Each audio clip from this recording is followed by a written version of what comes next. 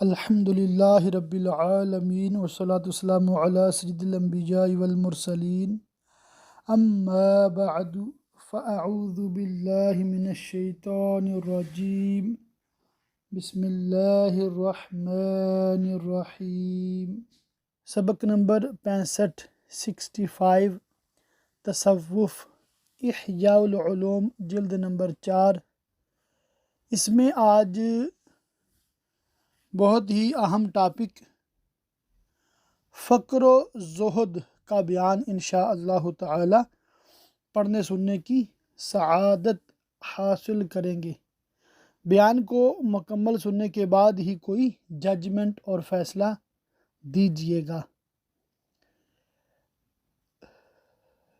عالم course Urdu میں ہم اللہ کے فضل سے قرآن بھی پڑھ رہے ہیں، حدیث بھی پڑھ رہے ہیں۔ ان دونوں سے ہی فقہ اور تصوف کی کتابیں لکھی گئی ہیں۔ گویا کہ یہ قرآن حدیث کا ہی، جیسے وہ کہتے ہیں نا، مکھن ہے، کریم ہے، اور ابواب بندی کر کے ہمیں سمجھانے کے لیے ہمارے علماء نے آسانی پیدا کر دی ہے کہ جو تصوف کے حوالے سے، طریقت کے حوالے سے باتیں ہیں، ان کو ایک جگہ جمع کر دیا ہے۔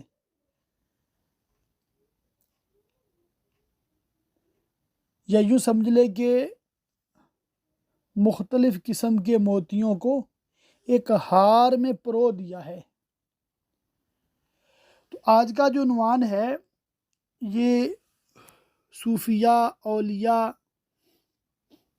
اور پیران عظام، ان میں جو خصوصیات ہونی چاہیے بالخصوص اس کا زیادہ بیان ہے۔ اور ظاہر سی بات ہے، ہر مسلمان کو نیک لوگوں کی پیروی کا ہی حکم دیا گیا ہے، ان کے نقش قدم پر چل کر زندگی گزارنے کی تعلیم دی گئی ہے۔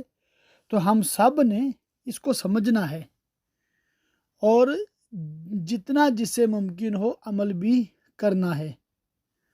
اس میں ایک مقدمہ اور 2 باب ہیں۔ تمام تعریفیں اللہ عز و جل کے لیے ہیں۔ ریت کے ٹیلے جس کی تسبیح بیان کرتے ہیں، سائے اس کے حضور سجدہ ریز ہیں۔ اس کی ہیبت سے پہاڑ ریزہ ریزہ ہو جاتے ہیں۔ اللہ عز و جل نے انسان کو بجنے اور چپکنے والی مٹی سے پیدا فرمایا، اچھی اور معتدل شکل و صورت سے اسے زینت بخشی، نور ہدایت کے ذریعے گمراہی کے اندھیروں سے اس کے دل کی حفاظت فرمائی،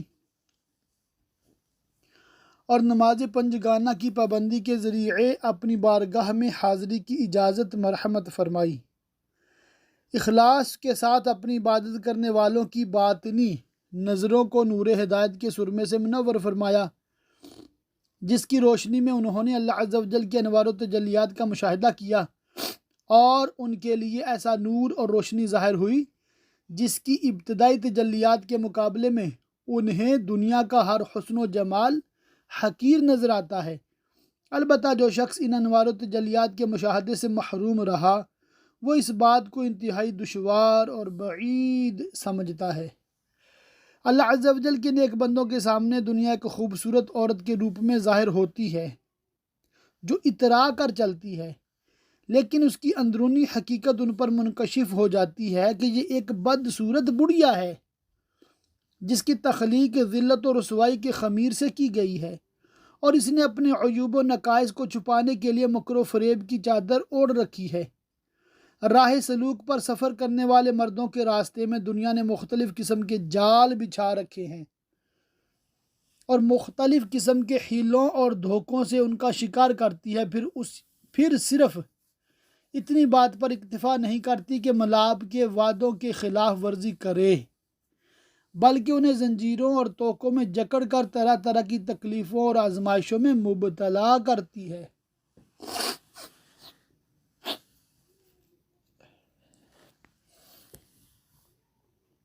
عارفین چونکہ دنیا کی پوشیدہ برائیوں اور ظاہری افعال پر مطلع ہوتے ہیں، اس لیے انہوں نے دنیا سے ایسی بے رغبتی اختیار کی جیسی کسی قابل نفرت چیز سے کی جاتی ہے۔ ان حضرات نے دنیا اور اس کے مال و اسباب کی کثرت اور اس پر فخر کرنے کو مکمل طور پر ترک کر دیا اور ہمتاً اللہ عز و جل کا قرب حاصل کرنے کی جستجو میں مشغول ہو گئے، اور اس بات پر کامل یقین کر لیا کہ انہیں اللہ عز و جل کا ایسا وصال حاصل ہوگا جس کے بعد جدائی نہ ہوگی، اور مرنے کے بعد اللہ عز و جل کے دیدار کی نعمت سے اس طرح سرفراز ہوں گے کہ یہ نعمت کبھی منقطع نہ ہوگی۔ ہمارے آقا و مولا انبیاء کے سردار حضرت محمد صلی اللہ تعالی علیہ وآلہ وسلم اور ان کے اہل بیت پر جو بہترین اہل بیت ہیں، اللہ عز و جل کی سلامتی اور رحمت ہو۔ بے شک دنیا اللہ عز و جل کی دشمن ہے، کثیر لوگ اس کے دھوکے کے سبب گمراہ اور اس کے مکر و فریب کے باعث لغزش کا شکار ہوتے ہیں۔ اس کی محبت خطاؤں اور گناہوں کی جڑ اور اس سے نفرت عبادات کی بنیاد ہے۔ دنیا کی حقیقت اور اس سے محبت کی مذمت ہم تفصیلی طور پر مہلکات کے تحت دنیا کی مذمت کے بیان میں ذکر کر چکے ہیں۔ اس مقام پر دنیا سے نفرت اور اس سے بے رغبتی کی فضیلت بیان کی جائے گی، کیونکہ یہ دونوں باتیں نجات دینے والے اعمال کی بنیاد ہیں۔ اخروی نجات کا ذریعہ صرف یہ ہے کہ دنیا سے دوری اختیار کر کے اس سے ناطہ توڑ لیا جائے۔ دنیا سے قطع تعلقی کی صورتیں، پہلی ہے دنیا بندے سے دور ہو جائے، اسے فقر کہتے ہیں، فقیر، ٹھیک ہے، غریب۔ دوسرا ہے بندہ خود دنیا سے دور ہو جائے، اسے زہد کہتے ہیں۔ فقر اور زہد دونوں ہی سعادت مندی کے حصول میں اہم کردار ادا کرتے اور آخرت میں نجات کے حصول میں معاون بنتے ہیں۔ چنانچہ ہم فقر و زہد کی حقیقت، ان کے درجات، اقسام، شرائط اور احکام ذکر کریں گے۔ پہلے فقر اور پھر زہد کو بیان کریں گے۔ فقر کا بیان، اس میں 9 فصلیں ہیں۔ پہلی فصل ہے فقر کی حقیقت۔ اس میں سے صرف چند باتیں میں پڑھوں گا کیونکہ اس میں اقوال بہت مختلف ہیں اور خلاصہ سب کا ایک ہے، لب لباب ایک ہی ہے۔ فقر کا معنی یہ ہے کہ جس شے کی حاجت ہے وہ موجود نہ ہو، جس چیز کی ضرورت ہی نہیں، اگر وہ نہ پائی جائے تو اسے فقر نہیں کہا جاتا۔ نیز جس شخص کے پاس مطلوبہ شے موجود بھی ہو اور اس کے قابو میں بھی ہو تو ایسا شخص فقیر نہیں کہلاتا۔ جب تم نے اس بات کو سمجھ لیا تو پھر تمہیں اس بات میں بھی شک نہیں ہونا چاہیے کہ اللہ عز و جل کے علاوہ ہر کوئی فقیر ہے، کیونکہ وہ ہر آنے والے لمحے میں اپنا وجود باقی رکھنے کا محتاج ہے۔ یعنی اللہ کے علاوہ جو ہے ہر کوئی ایسا ہے، محتاج ہے، اور وجود کا باقی رہنا اللہ عز و جل کے فضل و کرم سے حاصل ہوتا ہے۔ اگر موجود ہونے کے لحاظ سے کوئی ایسی ہستی پائی جائے جس کا وجود کسی اور سے حاصل شدہ نہ ہو تو وہ ہستی غنی مطلق کہلائے گی، اور ایسی ہستی ایک سے زیادہ نہیں ہو سکتی۔ پس غنی مطلق ہستی ایک ہی ہے اور وہ ذات باری تعالی ہے، بقیہ تمام مخلوق اپنے وجود کے لیے اس کی محتاج ہے۔ اس فرمان باری تعالی میں اسی طرف اشارہ ہے، واللہ الغنی وانتم الفقراء، اور اللہ بے نیاز ہے اور تم سب محتاج۔ یہ مطلق فقر کا معنی ہے، لیکن ہمارا مقصود مطلق فقر کا بیان نہیں، بلکہ ہم بالخصوص مال کے اعتبار سے فقر کو بیان کرنا چاہتے ہیں، ورنہ اپنی ضروریات کی طرف محتاج ہونے کے اعتبار سے بندے کے فقر کی کوئی حد نہیں، کیونکہ انسان کی ضروریات لامحدود ہیں۔ ضروریات انسانی میں سے بعض وہ ہیں جن کی تکمیل مال سے ہوتی ہے، اور فی الحال ہم انہی کو بیان کرنا چاہتے ہیں۔ فقر کی تعریف اور اس کی مختلف احوال۔ ہر وہ شخص جس کے پاس مال نہ اور اسے مال کی ضرورت ہو، اسے فقیر کہا جاتا ہے۔ ممکنہ طور پر فقیر کے 5 احوال ہو سکتے ہیں۔ ہم ان احوال کو الگ الگ بیان کریں گے اور ہر حالت کا ایک نام بھی رکھیں گے، تاکہ جب ان احوال کا حکم بیان کیا جائے تو فرق ہو سکے کہ کون سا حکم کس حالت کے لیے ہے۔ پہلی حالت یہ ہے کہ فقیر کے پاس مال آئے تو وہ نفرت کی وجہ سے اسے ناپسند کرے۔ دوسری حالت یہ ہے کہ نہ تو مال میں ایسی رغبت ہو کہ حصول مال پر خوشی محسوس ہو، نہ ہی ایسی نفرت ہو کہ مال کے ملنے پر تکلیف ہو۔ تیسری حالت یہ کہ مال میں رغبت کی وجہ سے اس کے نزدیک مال کا ہونا نہ ہونے کی نسبت زیادہ پسند ہو۔ چوتھی حالت یہ کہ ایک شخص مال کی طلب نہیں کرتا لیکن اس کے طلب نہ کرنے کا سبب یہ ہے کہ یہ شخص حصول مال پر قادر ہی نہیں ہے۔ پانچویں حالت یہ ہے کہ اس کے پاس جو مال نہیں یہ اس کا محتاج ہے، بھوکا جس کے پاس روٹی نہ ہو، بے لباس جس کے پاس کپڑا نہ ہو، اس کو مضطر کہا جا سکتا ہے۔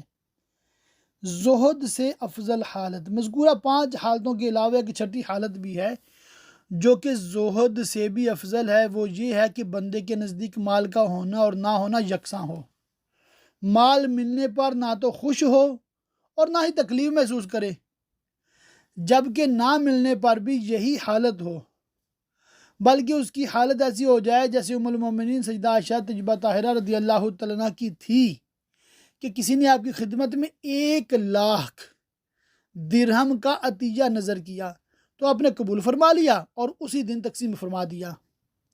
خادمہ نے عرض کی آپ نے آج جو مال تقسیم فرمایا اگر اس میں سے 1 درہم یعنی 1,00,000 میں سے 1 درہم کا گوشت خرید لیتی تو ہم اس سے روزہ افطار کرتے۔ فرمایا اگر تم یاد دلا دیتی تو میں ایسا کرتی۔ اللہ اللہ، جس شخص کی کیفیت ایسی ہو اگر پوری دنیا بھی اس کے قبضے میں ہو تو اسے کوئی نقصان نہیں ہو سکتا، کیونکہ وہ مال کو اپنے قبضے میں نہیں بلکہ اللہ کے خزانے میں سمجھتا ہے، اور اس کے نزدیک اس بات میں کوئی فرق نہیں ہوتا کہ مال اس کے قبضے میں ہے یا کسی اور کے۔ ایسی حالت والے شخص کا نام مستغنی رکھنا چاہیے، کیونکہ وہ مال کے ہونے نہ ہونے دونوں سے بے پرواہ ہے۔ خالق اور مخلوق کے غنی ہونے میں فرق۔ اس نام مستغنی سے ایک ایسا معنی سمجھ میں آتا ہے کہ جس سے اللہ عز و جل کے غنی ہونے اور مالدار بندے کے غنی ہونے میں فرق ہو جاتا ہے۔ مالدار انسان اگر مال سے خوش ہو تو وہ اپنے پاس مال باقی رہنے کے معاملے میں فقیر ہے، وہ اپنے پاس مال کے آنے سے تو غنی ہے لیکن اپنے مال کی بقا کے معاملے میں غنی نہیں، لہٰذا وہ ایک اعتبار سے فقیر ہے۔ جبکہ یہ شخص مستغنی اپنے پاس مال آنے، مال کے اپنے قبضے میں باقی رہنے اور چلے جانے، ان تمام معاملات میں غنی ہے، کیونکہ اسے نہ تو مال سے تکلیف ہوتی ہے کہ اسے اپنے پاس سے نکالنے پر مجبور ہو، نہ مال سے خوش ہوتا ہے۔ یہ غنا کے زیادہ قریب جو اللہ کی صفت ہے، بندے کو اللہ کا قرب صفات کے قرب سے حاصل ہوتا ہے، نہ کہ مکان کے قرب سے۔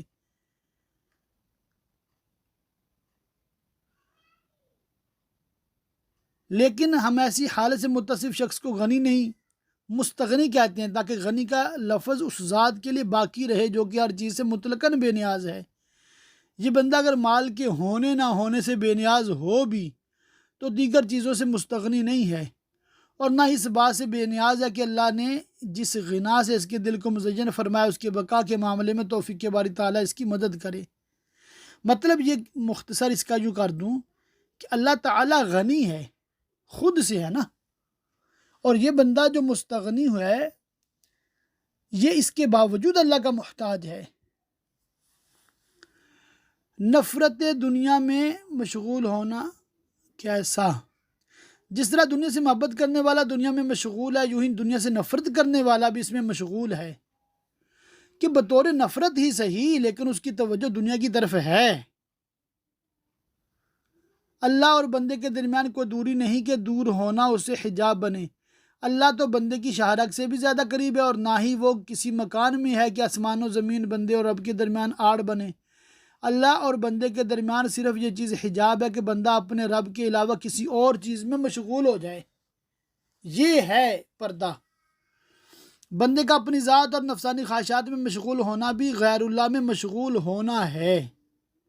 پھر اس کی ایک مثال بھی دی ہے اور اس پہ پھر تفصیلی بات چل رہی ہے۔ دنیا سے محبت کرنے اور عداوت رکھنے والوں کی مثال دی ہے آگے۔ خلاصہ کلام پڑھتے ہیں۔ اس تمام گفتگو کا نتیجہ یہ نکلا، اگر زہد کا مفہوم یہ لیا جائے کہ دنیا کے ہونے نہ ہونے دونوں میں کوئی دلچسپی نہ ہو تو یہ زہد کا کمال درجہ ہے، اور اگر زہد سے مراد دنیا کے نہ ہونے میں دلچسپی ہو تو یہ مقام راضی، قانع اور حریص سے اوپر جبکہ مستغنی سے نیچے ہے۔ زہد کا کمال درجہ وہی جو مطلب پہلے بیان کیا گیا کہ مال آئے کوئی فرق نہیں، مال نہ آئے کوئی فرق نہیں، دل ہر وقت اللہ کی طرف مشغول ہے۔ اس سے کیا مراد کہ اللہ کے فرائض کو بندہ پورا کر رہا ہے اور اس کے جو بتائے ہوئے گناہ ہیں ان سے بچ رہا ہے۔ یہی ہے حالت کہ اس میں تبدیلی نہیں آ رہی، نہ غم کی وجہ سے نماز چھوٹ رہی ہے نہ خوشی کی وجہ سے نماز چھوٹ رہی ہے، تو یہ بندہ واقعی اللہ والا ہے۔ اس کو آپ یوں سمجھ لیں۔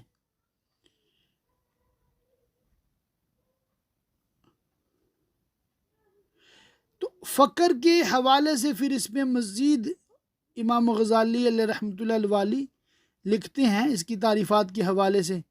دوسری فصل ہے فقر کی عمومی فضیلت کا بیان۔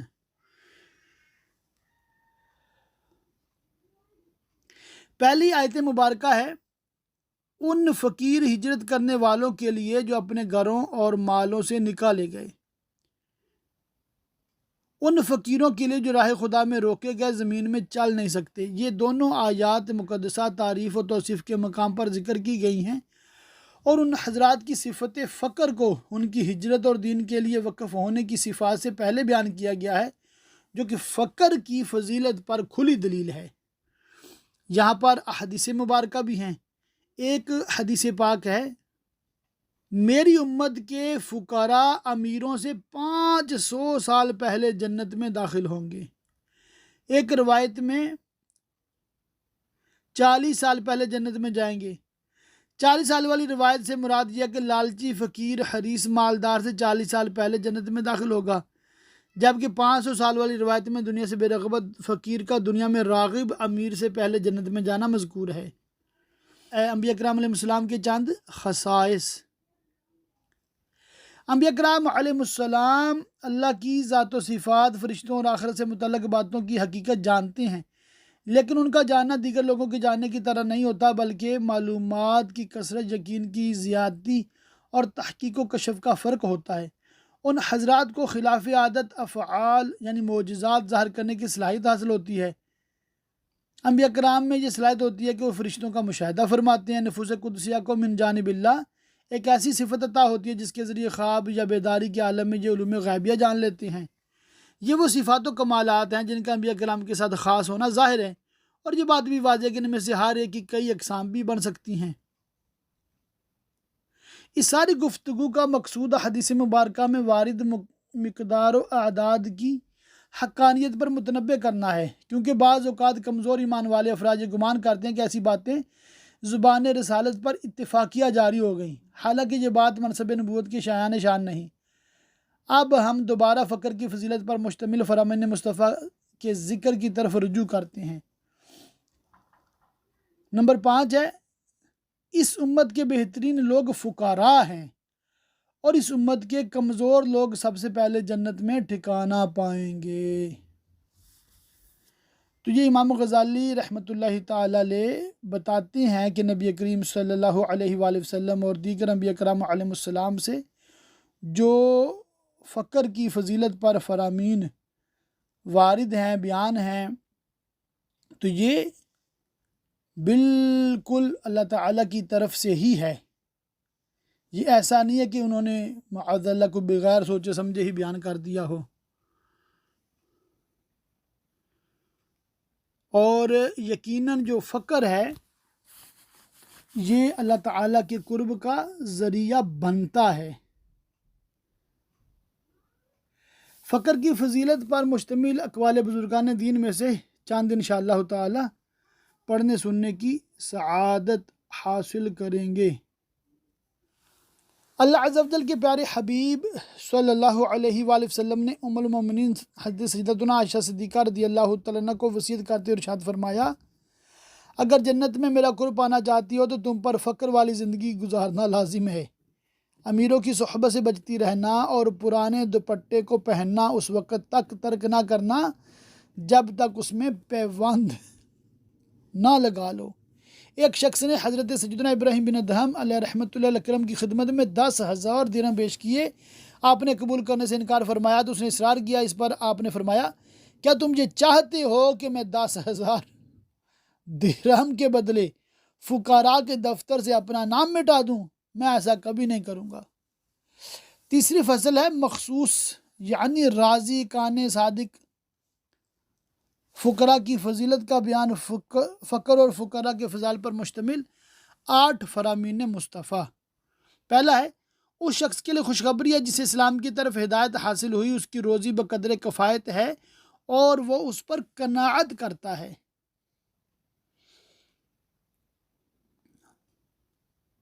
اللہ عز و جل کا پسندیدہ بندہ نمبر 4 ہے۔ اللہ عز و جل کے نزدیک سب سے زیادہ پسندیدہ بندہ وہ فقیر ہے جو اپنی روزی پر قناعت اختیار کرتے ہوئے اللہ عز و جل سے راضی رہے۔ آگے پھر رضا اور قناعت کے فضائل بیان کیے جا رہے ہیں۔ چوتھی فصل ہے فقر کی مالداری پر فضیلت۔ اس میں بھی مختلف اقوال ہیں۔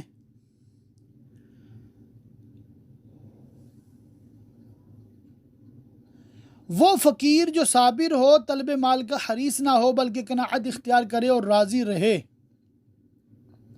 اور وہ مالدار جو اپنے مال کو بھلائی کے کاموں میں خرچ کرے اور مال کو روکے رکھنے کا حریص نہ ہو۔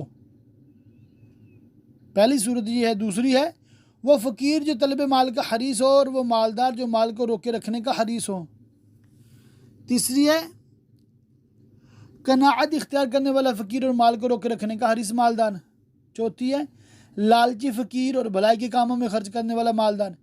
ان چاروں صورتوں میں سے تیسری صورت میں فقیر اور چوتھی صورت میں مالدار کا افضل ہونا ظاہر ہے، لیکن پہلی دونوں صورتوں میں تردد ہے، اس لیے اسے بیان کیا جاتا ہے۔ یعنی کہ چوتھی صورت دیکھیں آپ، ایک لالچی فقیر ہے، غریب تو ہے مگر لالچی ہے، اس سے وہ امیر افضل ہے جو اپنے مال کو بھلائی کے کاموں میں خرچ کرتا ہے۔ اور تیسری صورت یہ ہے کہ قناعت اختیار کرنے والا فقیر، یعنی اللہ کی تقسیم پر راضی، بالکل راضی، دل سے راضی ہے، گلے شکوے نہیں کرتا، لالچ نہیں کرتا، اور دوسری طرف وہ مال کو روکنے والا حریص مالدار ہے، تو ایسا فقیر ظاہر مالدار سے افضل ہی ہے۔ ایک جگہ پر امام غزالی رحمۃ اللہ تعالی علیہ فرماتے ہیں کہ مال کا ہونا نہ ہونا یہ معنی نہیں رکھتا، اصل کیا ہے؟ اصل یہ ہے کہ مال کی وجہ سے بندہ اللہ تعالیٰ سے غافل نہ ہو۔ جیسے میں نے پہلے بھی عرض کیا کہ اپنے فرائض و واجبات کی پابندی رکھے، گناہوں سے بچتا رہے، اور مال کا ہونا نہ ہونا اس کے حق میں برابر ہو، تو یہ سب سے افضل صورت ہے۔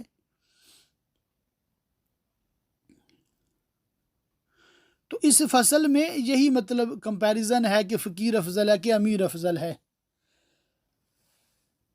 پانچویں فصل ہے فقیر کی آداب۔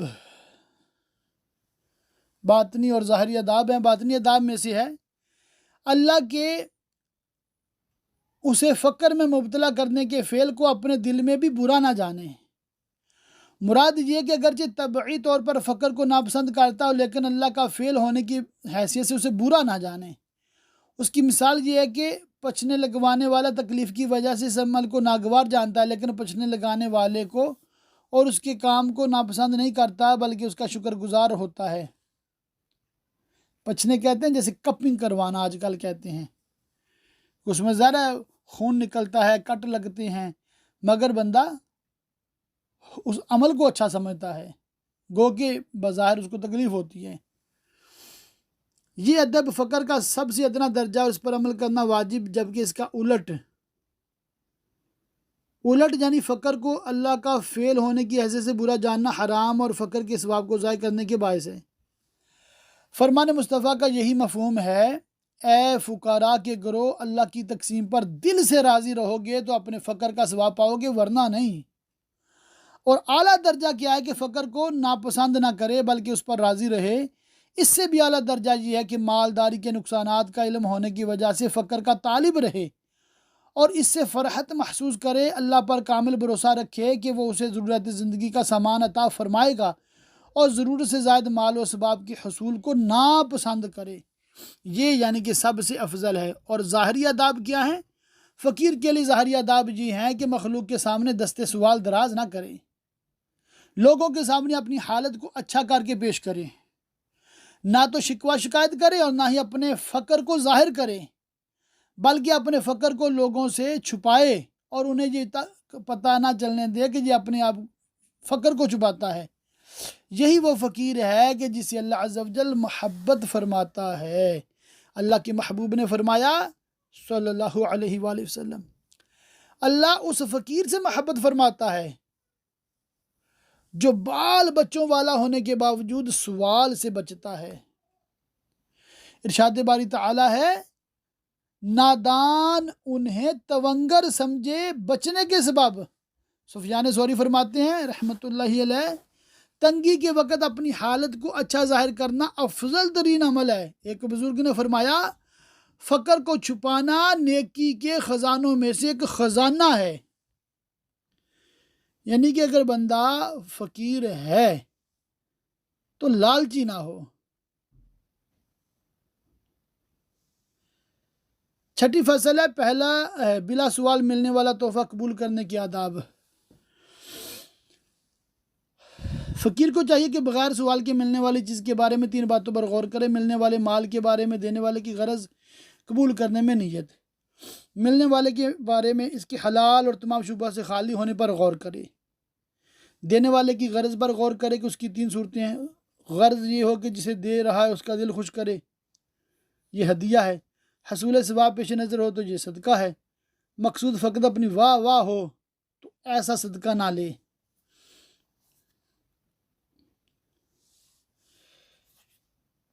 اس میں ایک مطلب بہت ہی پیاری بات ہے، تیسری صورت، لوگوں کو دکھانا، ستانا اور شہرت کا حصول۔ اگر غرض لوگوں کو دکھانا، ستانا، شہرت کا حصول ہو تو پھر فقیر کو چاہیے کہ اس کا مال قبول نہ کرے۔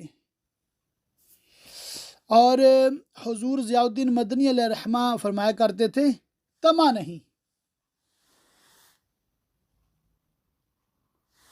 نہیں کرنی، یعنی کہ مال کا لالچ نہیں کرنا، لوگوں کو للچائی نگاہوں سے نہیں دیکھنا بھی مجھے دیں کچھ، طمع نہیں۔ پھر منع نہیں، اگر کوئی تحفہ دیتا ہے حلال طیب ہے وہ لینا، قبول کر لینا، سنت پہ عمل کرنا ہے، منع نہیں کرنا۔ اور تیسرا کام پھر کیا کرنا ہے؟ جمع نہیں۔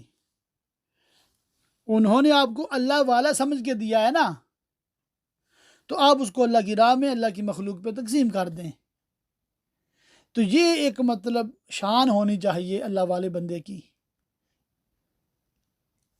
طمع نہ ہو، پھر منع بھی نہ ہو اور جمع بھی نہ ہو۔ تو اس کے حوالے سے مزید جہاں پر مطلب باتیں امام غزالی لائے ہیں، 7ویں فصل ہے بلا ضرورت سوال کی حرمت اور مجبور فقیر کی آداب۔ یہ بہت ہی اہم ٹاپک ہے اور یہ عام فہم بھی ہے، اس کو میں اپنے الفاظ میں صرف بیان کر دیتا ہوں پوری فصل کو۔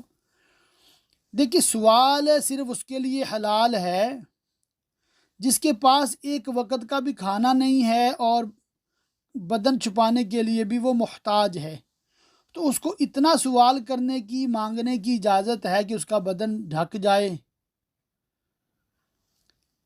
یہ 8ویں فصل بھی مطلب اسی کے متعلقہ ہے، اس کا بدن ڈھک جائے اور اتنا کھانا کھانے کی، مانگنے کی اجازت ہے کہ اس کا پیٹ بھر جائے ایک وقت کے لیے۔ اور اگر ایسی حالت نہیں ہے، بھی کھانا بھی ایک وقت کا موجود ہے، کپڑا بھی موجود ہے، اس کو کہتے ہیں فقیر۔ تو فقیر کے لیے مانگنا یہ حرام ہے۔ اب ہم سے کسی نے مانگا، ہم اس کو جانتے نہیں بھی فقیر ہے، مسکین ہے، کیا ہے، اس نے مانگا ہے تو ہم غور کر لیں بھی ہمارے پاس دینے کے لیے ہے، تو اللہ کی رضا کے لیے دے دیں، ہمیں ثواب مل جائے گا، کیونکہ ہمیں پتہ نہیں ہے وہ پیشہ ور بکاری ہے کہ نہیں۔ اور دوسری صورت یہ ہے کہ ہمیں کنفرم پتہ ہے کہ یہ بندہ بالکل ہٹا کٹا ہے، یہ مانگتا رہتا ہے، یا عورت ہے مانگتی رہتی ہے، کام نہیں کرتی، تو اس کو دینا گناہ ہے، دینا ہی نہیں اس کو۔ جیسے میں نے پہلے عرض کیا کہ جس کے بارے میں معلوم نہیں ہے وہ مانگے اس کو دے دو۔ تو یہ ایک خلاصہ ہے اس سارے مطلب فصل کا۔ 9ویں فصل بھی اسی کے حوالے سے ہے۔ تو یہ مطلب اس پہ یہ بیان جو ہے مطلب مکمل ہوا۔ کون سا بیان مکمل ہوا ہے؟ پہلا باب مکمل ہوا ہے، اور اس میں جو فقر کا بیان تھا وہ ہم نے اللہ کی رحمت سے کافی حد تک سمجھنے کی کوشش کی ہے۔ اگلے ٹاپک میں اس پر مزید گفتگو ہوگی انشاءاللہ تعالی، اور زہد کا بیان ہم پڑھیں سنیں گے۔ فقیر تو وہ تھا نا، یہ مال ہے ہی نہیں، قدرتی طور پہ مال آیا ہی نہیں اس کے پاس، اور زاہد وہ ہے کہ مال ہے مگر مال کو اللہ کی راہ میں دے دیا۔ تو یہ کیا ہے، اس کی کیا لیمٹس ہیں، کیا اس کی کیٹیگریز ہیں، کیا اس کے درجات ہیں، انشاءاللہ تعالی اگلے لیکچر میں آپ کو عرض کیے جائیں گے۔ اللہ تعالیٰ کی پاک بارگاہ میں دعا، اللہ پاک ہمیں دنیا اور آخرت کی بھلائیاں عطا فرمائے، آمین بجاہ النبی الامین وصلی اللہ تعالی علیہ وآلہ وصحبہ وبارک وسلم۔